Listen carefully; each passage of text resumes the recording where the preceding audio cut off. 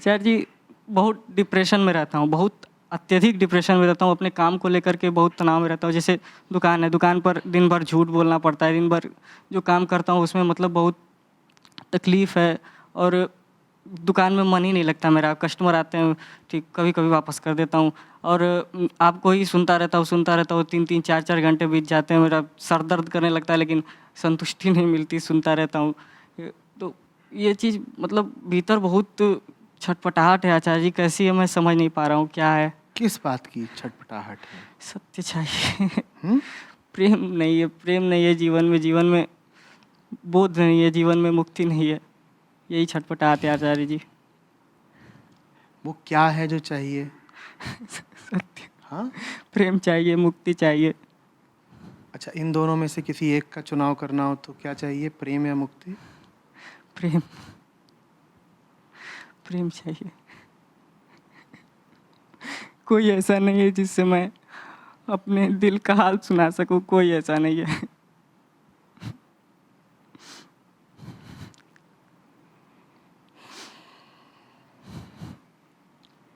क्या उम्र है तुम्हारी? 19 वर्ष।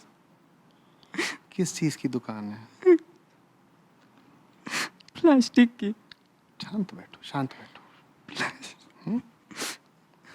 आचार्य जी, यहाँ किस शहर से हो? मऊ।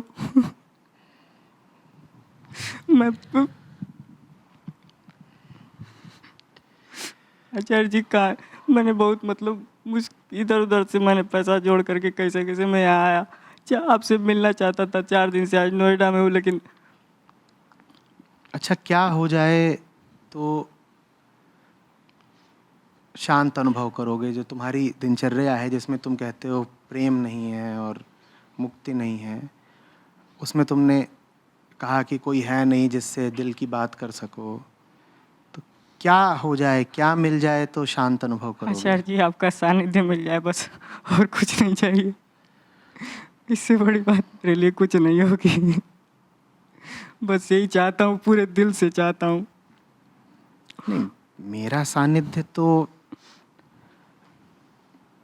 तुम्हारे लिए एक विचार भी अधिक से अधिक पिछले 2 सालों में बना होगा। परेशान तो तुम कह रहे हो पिछले 5-6 सालों से हो, जब से तुम जवान हुए।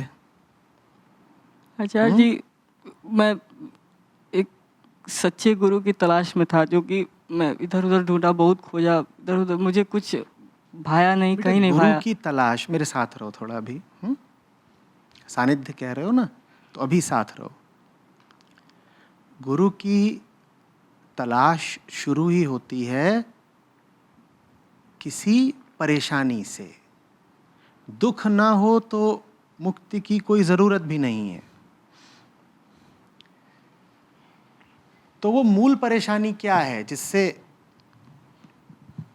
तुम 5-6 साल से त्रस्त ही हो, जिसके कारण तुम अध्यात्म की ओर गए? काम वासना। तो उसमें मेरा सानिध्य लेके क्या करोगे? नहीं तो ठीक है, बात सही है, लेकिन उससे उससे मुक्ति मुझे चाहिए, कहाँ मिलेगी? उससे मुक्ति तो चाहिए ना। परेशान हूँ उससे, लेकिन मुक्ति उससे चाहिए। अब उससे जा कर के थोड़ी तुमने पते की बात करी।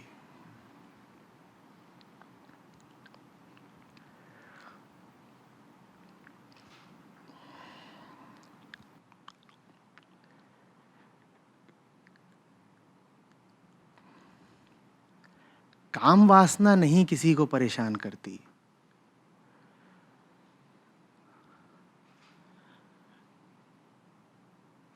तुम क्या हो,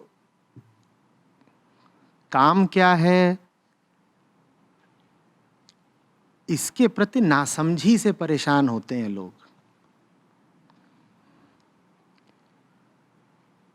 काम वासना कहो कि परेशान कर रही है तुम्हें, ये वैसा ही है जैसे कोई कहे कि मेरा बायां अंगूठा मुझे बहुत परेशान करता है। अंगूठा तो अंगूठा है, जैसा उसे प्रकृति ने बना दिया वैसा वो है। ये अंगूठा, ये क्या करेगा? इसकी कोई मंशा नहीं है तुम्हें परेशान करने की। ठीक उसी तरीके से देह है। देह कोई स्टैटिक एंटिटी थोड़ी ही होती है, बिल्कुल थमी हुई, रुकी हुई, जमी हुई, फ्रोजन इकाई नहीं होती है।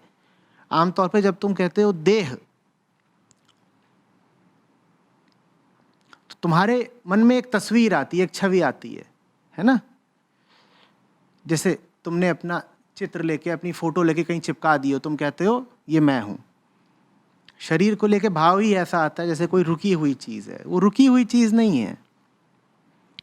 साफ होना चाहिए कि जितनी प्रक्रियाएं हैं देह की, वो भी देह ही हैं।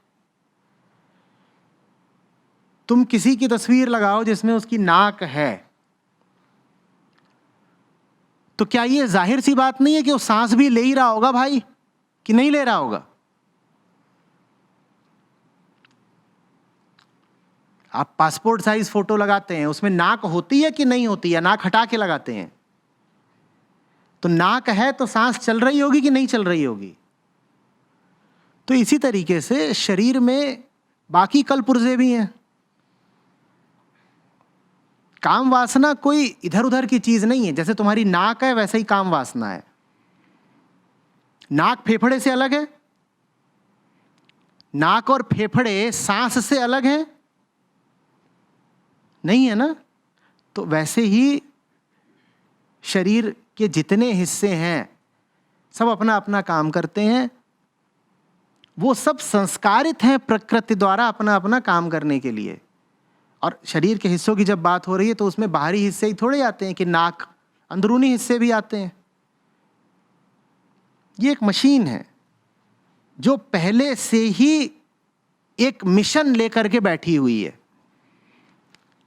हर मशीन का एक उद्देश्य होता है ना, क्या खाएगी, क्या पिएगी, क्या उसमें अंदर जाएगा, क्या उससे बाहर आएगा।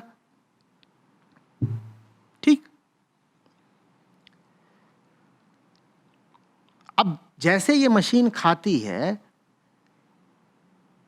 इस देह को बचाए रखने के लिए, अपने आप को बचाए रखने के लिए, वैसे ही ये मशीन संस्कारित है अपने आप को आगे बढ़ाने के लिए, अपनी ही कई प्रतिलिपियां तैयार करने के लिए। अपनी ही कई प्रतिलिपियां तैयार करने के लिए। कुछ मामले में जैसे ये समझ लो फोटोकॉपियर जैसी हो, या किसी मैकेनिकल वर्कशॉप की डाई जैसी हो, कि जहां एक चीज रखी हुई है और उसी से मिलती जुलती कई चीजें वो पैदा करेगी, निर्मित करेगी। वो इसका काम है। फिर तुम हो, तुम जो इस देह से साझा हुए बैठे हो, तुम जो कहने लग जाते हो मैं ये देह ही तो हूं। अब तुम अगर ये देह हो तो तुम इसी देह के माध्यम से शांति खोजोगे, क्योंकि तुम देह बने ही अपनी अशांति में थे। मूल अशांति है अहम, इसीलिए उसे किसी न किसी का हाथ पकड़ना है। जैसे तुम कह रहे हो कि कोई चाहिए जिससे दिल का हाल साझा कर सके। अहम का नाम ही है मूल अपूर्णता, अकेलेपन का भाव, एक सूनापन, एक लोनलीनेस। तो अहम अब इस सूनेपन में, इस तन्हाई में किसी दूसरे को तो बाद में पकड़ता है। सबसे पहले किसको पकड़ता है? अपने ही देह को पकड़ता है। आप क्या सोचते हो कि आप अपना सूनापन मिटाने के लिए बस किसी आदमी औरत का ही हाथ थामते हो? ना, सूनापन मिटाने के लिए आप सबसे पहले किसका हाथ थामते हो? इस देह का। आप कहते हो ये मैं हूं। ये आपने एक गठबंधन करा है, मैं देह हूं। जड़ चेतन ग्रंथि कहते हैं इसको। चेतन जाकर के जुड़ गया है किससे? जड़ से। गांठ बांध ली है, ग्रंथि, गठबंधन हो गया। करा ही क्यों था ये गठबंधन? क्योंकि दुखी हो। अब गठबंधन कर लिया, अब दुखी हो, किसी को अपने घर ले आए। किसको घर ले आए? देह को। अब जिसको घर लाए हो उससे कुछ उम्मीदें भी होंगी। क्या उम्मीद है? कि उसी के माध्यम से पूर्णता मिलेगी। देह को घर ले आए हो, उसी के माध्यम से पूर्णता ढूंढते हो। अब देह लेकिन तुम्हारे लिए थोड़ी ही बनी है भैया।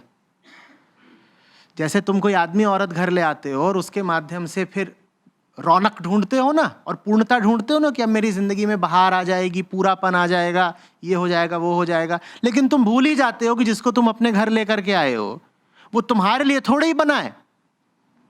लेकिन जब उसको घर लाते हो तो तुम्हारी उम्मीदें कुछ ऐसी ही होती हैं कि मेरी जिंदगी में जो जो कुछ बर्बाद था अब आबाद हो जाएगा। काहे कि हमने किसी का हाथ थाम लिया है। अब उसी तरीके से तुम देह से ये उम्मीद रखते हो कि मेरी सारी कामनाएं देह पूरी कर देगी। देह काहे को पूरी कर दे? देह अपने आप में एक स्वतंत्र यंत्र है। वो एक इंडिपेंडेंट मशीन है जो तुम्हारे बिना भी काम करती है। प्रमाण, तुम सो जाते हो, देह काम नहीं करती रहती। जब अहम गहरी नींद में होता है तब भी देह चलती रहती है कि नहीं? तो देह को तो तुम्हारी जरूरत भी नहीं। उसके पास अपना काम है, अपना मिशन है, अपने सरोकार, अपना एजेंडा है उसके पास। और तुम लगे हुए हो, चल ना तू मुझे शांति दे दे। काहे को दे दे? उसके पास अपना काम है। उसके पास जो एक काम है उसका नाम है काम वासना। काम वासना देह का अपना काम है। तुम काहे उलझ रहे हो उससे? हां, देह के माध्यम से तुम्हें वास्तव में वो मिलता हो जो तुम्हें चाहिए है तो देह का वाजिब इस्तेमाल कर लो। दिक्कत काम वासना में नहीं है, दिक्कत है देह से मूर्खतापूर्वक उलझने में। तुम किसी से गठबंधन करो और उससे मांग करने लगो कि मुझे चांद तारे ले आकर के दे दे, भाई वो नहीं ला सकता। और ज्यादातर गठबंधनों में तनाव इसीलिए होता है ना, तुम चाह रहे हो कि वो तुम्हें चांद तारे ला के दे दे और तुम चाह रहे हो कि वो तुम्हारी जिंदगी में बिल्कुल खुशियां भर दे। ना वो कर सकता है जो तुम चाहते हो, ना वो कर सकता है जो तुम चाहते हो। दोनों एक दूसरे से फिर परेशान है।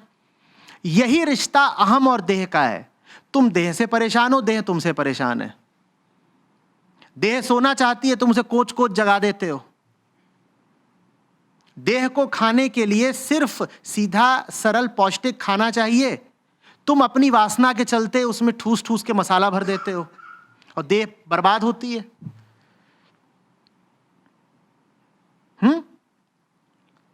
सब वासनाएं किसकी? तुम्हारी। भुगतना किसको पड़ता है? देह को। तनाव तुम लेते हो और दिल का दौरा देह को आ जाता है।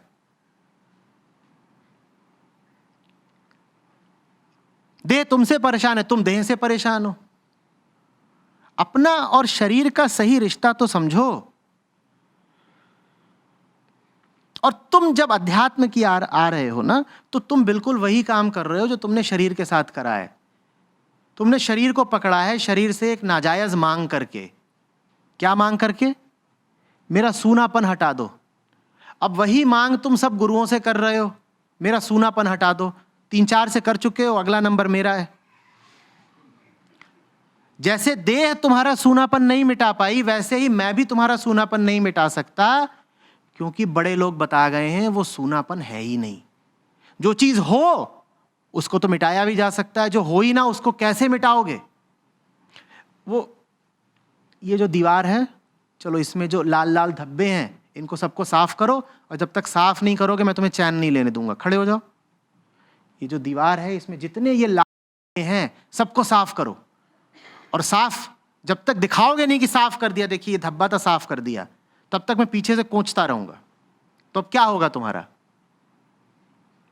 अब तुम अभिशप्त हो जीवन भर कोचे जाने के लिए। अगर लाल धब्बे होते तो तुम बच जाते। कैसे बच जाते? मिटा देते, बच जाते। पर जो है ही नहीं उसको मिटाओगे कैसे? अब तो मारे गए तुम। एक काल्पनिक सूनेपन को मिटाने के लिए तुम देह को परेशान कर रहे हो।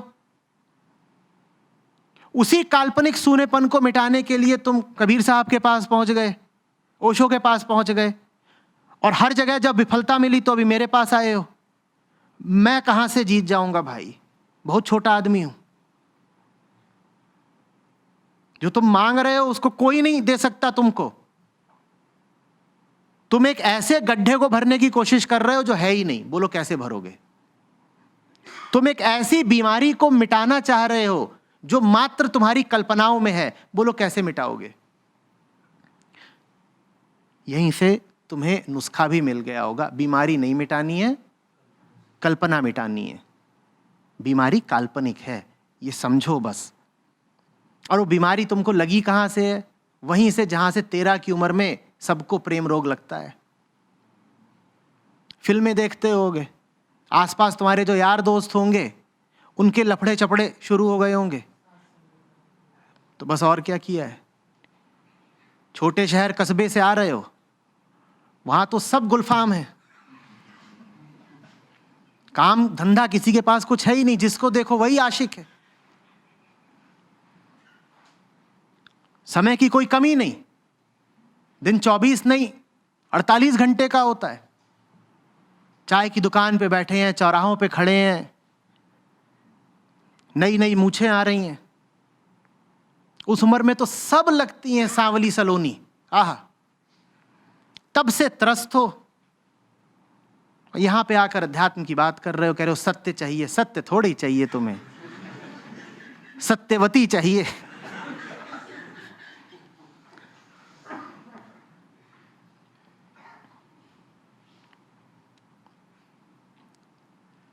सत्यवती से भी अगर तुम्हारा इलाज हो सकता, तो मैं प्रार्थना करता कि मिल जाए तुम्हें सत्यवती कोई। तुम्हें सत्यवती मिल गई, तुम उसको परेशान कर डालोगे और लाभ तुम्हें कुछ नहीं होने वाला, बल्कि और ज्यादा तुम हताशा में घुस जाओगे, अवसाद में, डिप्रेस हो जाओगे। कहोगे मिल गई सत्यवती लेकिन कुछ पा नहीं रहा हूं। ऐसा करना, सत्र के बाद यहां जितने लोग बैठे हैं ना, थोड़ी चढ़ी उम्र के, उनसे कहना बस 2 मिनट दे दीजिए, सबसे यही पूछना कि मेरी उम्र में आपको भी यही चाहिए था ना? कहेंगे। पूछना आपको मिला? कहेंगे मिला। फिर पूछना आप हाल क्या है?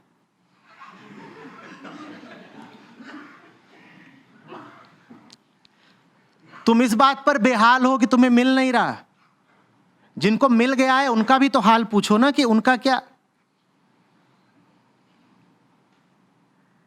जो तुम्हें चाहिए ही नहीं, उसको पाकर भी तुम्हें क्या मिल जाना है? और जो तुम्हें चाहिए है उसका तुम्हें कुछ अंदाज नहीं, उसकी ओर तुम्हारा बिल्कुल ध्यान नहीं। ये जो तुम हरकत कर रहे हो कि 4 दिन से यहां पर आकर के बैठ गए हो, ये तो बिल्कुल ही, माफ कर देना लेकिन सड़क छाप आशिकों वाली हरकत नहीं है कि उसके शहर पहुंच गए और 4 दिन से इंतजार कर रहे हैं गोरी कब दीदार देगी। वैसे ही तुम स्टॉकिंग कहते हैं भाई इसको, मानवाधिकार उल्लंघन का मामला बन जाएगा। और ये बहुत लोग करते हैं, यहां सामने आकर के सड़क पे घूम रहे हैं, ये सब कर रहे हैं। मेरा निकलना दूभर हो गया है। गौर से देखो ना, सब लक्षण वही है बिल्कुल कि नहीं है? वही गले का रूंधना, जैसे जब प्रणय निवेदन करते हो प्रेयसी से तो उसके सामने जाते हो और गले में ही शब्द अटक जाते हैं, वैसे ही तुम यहां बात कर रहे हो तो हो रहा है। ये तुम गलत जगह गलत नंबर घुमा रहे हो। मामला खतरनाक है, यहां फंस मत जाना। अरे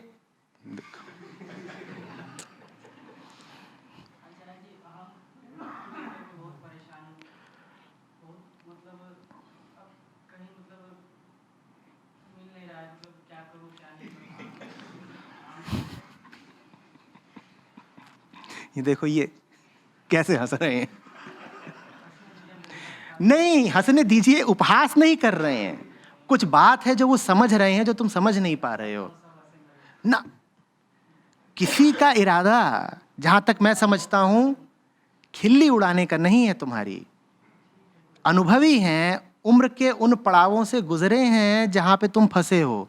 इनसे बात करो और पूछना। 19 के ही तो हो अभी, इनसे सबसे पूछना थोड़ा सा। ये होता है, ठीक है, लेकिन इसके पार जाना पड़ता है भाई। जिस तरीके से कोशिश कर रहे हो वो तुम्हें और डुबोएगी। ऐसे नहीं करते। समस्या यहाँ हो और उपचार तुम यहाँ करो तो उपचार होगा नहीं ना, नहीं होगा ना। और बीच बीच में वैसा लगेगा जैसा तुमने कहा कि साल भर तक मैं भजन गाता था, बड़ी शांति मिली, फिर शांति गायब हो गई। वो उसी तरह की सतही और झूठी शांति मिलेगी, क्योंकि तुम सही जगह अभी देख ही नहीं रहे हो।